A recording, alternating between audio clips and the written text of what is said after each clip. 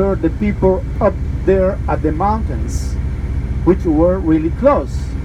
Well, that didn't happen. The fact is, Fidel divided the troops into three groups. One was led by his brother Raúl. The second one was led by Abel Santamaria, who was a young student leader from Havana, and the third was Fidel Castro himself. So, 11. Can you see the gray building there? That was the courthouse, and Raúl Castro should attack that place. At the other side, it used to be, and here we have in front of you 113. I mean, you have the Moncada garrison. Okay, getting across the street, there used to be a hospital. The name of that hospital is Saturnino Lora. There, Abel Santamaria should get possession of that place, and Fidel himself, he should attack the garrison. That was the idea, and they thought to give the surprise. First, it was the carnival time, the guards should be drunk, and second, they disguised the same uniform that the Batista's troop had. So once they entered there, they said, open the door, the general is coming. They enter very early in the morning, but it was a patrol, police car, and said it's too early for the general coming to this place. And on July Carnival, so they enter and they lost the surprise. So the 5 people that first entered to the place, they all died.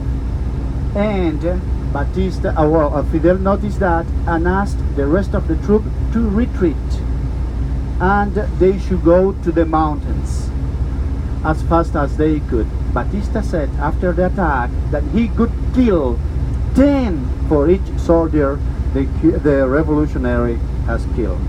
What it meant that after the attack, the coming days were like hell in Santiago de Cuba. They got prisoner like in Guantanamo Bay after the towers, the Twin Towers. All those people who were on the street, they put in prison. But the difference is that here they were tortured. They put their nails, their eyes out to make them talk. Cigarettes on their skin, etc. That's what they did. And Fidel was captured. But Fidel was not brought to this place after Sarria, the lieutenant who captured him, said he would like to send him to the prison of the city. Why to the prison of the city and not to here? Because he knew if he could be there, the Batista's guard would like to murder him, to kill him. So, and when he was asked why did he do it in that way, he says, we should not kill the ideas. And Fidel was the ideas at that time.